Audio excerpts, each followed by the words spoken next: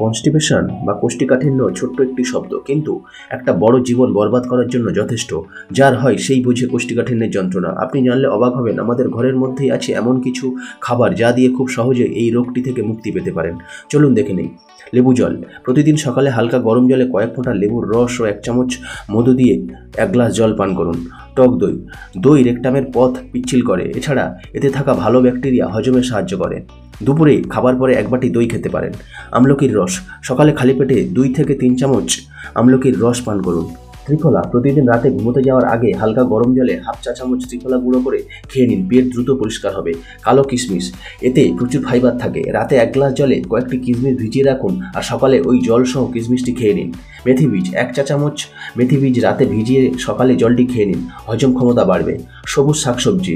কোষ্ঠীকাঠিন্য মূলত হয় ফাইবারের অভাবে, তাই প্রতিদিন খাদ্য তালিকায় রাখুন ফাইবার সমৃদ্ধ সবুজ শাকসবজি।